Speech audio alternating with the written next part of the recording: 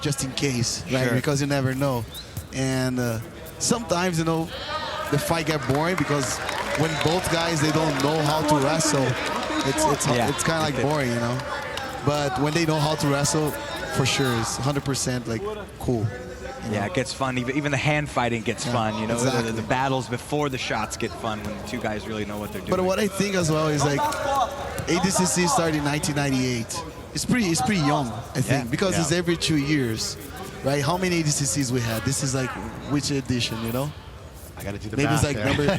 it's been a long day. I got to count backwards. Maybe this is the 12th one. Yeah, maybe it's probably. You know. Then I said their takedown. All right, so let's look at this single leg now.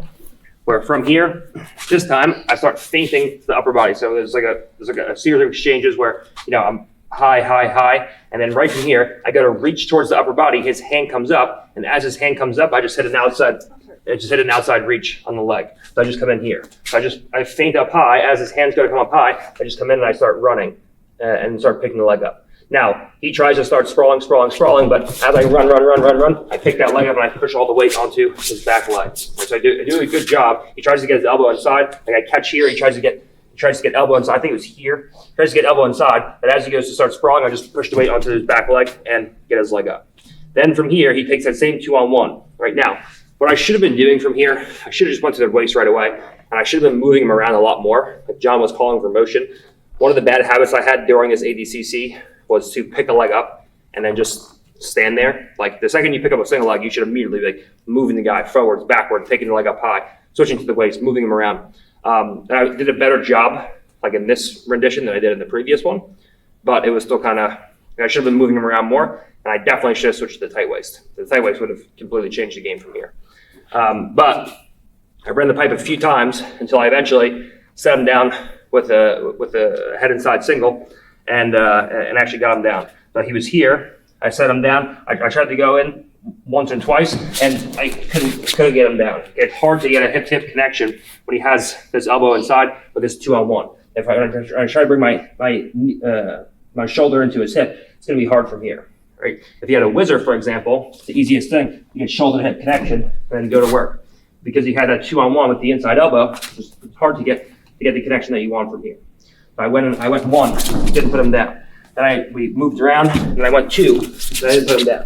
And then I finally put him down. He went down to his shin first, and then from here I just hustled him down, just walked into him. So the second he hit his shin from here, and points are about to be initiated in like a minute and a half, so he didn't really try to scrimmage up, but he didn't want to go down for sure.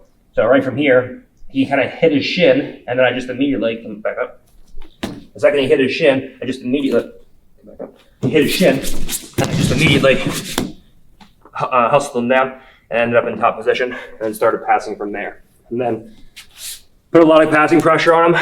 I basically won the whole match, and then like the last couple minutes, I got my back taken again in the same way, like a complete asshole, and lost 6-0 because he switched from the body triangle from one side to the other. So I won like 18 minutes of the match or something, and then he took my back in like the last 2 or 3 minutes. And scored on me. So that was the end to arguably the greatest ADCC debut in history. That was lackluster for me, but it is what it is. So some good scrimmaging. Some good takedowns themselves. Some good scrimmaging with Keenan. Some good scrimmaging with Dylan. And just some good scrimmage. There's a lot of good scrimmaging in 2019. Like Lucas. One of the best scrimmages I've ever had with Lucas Barboza with the, I think it was a 4.5 minute scrimmage where he put my butt to the ground like five times or something, 4 or 5 times, and then I scored on him after that. So my scrimmages get better and better as the years go on, and you see I make less and less mistakes and have way better and better hand fighting and takedowns. Yeah, Hugo was good. Hugo hand fighting was good. It wasn't really too much scrimmaging, but like the hand fighting until he actually pulled guard. He just felt my hand fighting because he had a match with Dan where he's like had this huge adrenaline dump with Dan and was already tired, and then had a hand fight with me, and I was like, either you're gonna get exhausted or you're gonna sit the guard. I sit the guard. But yeah, this is the end to this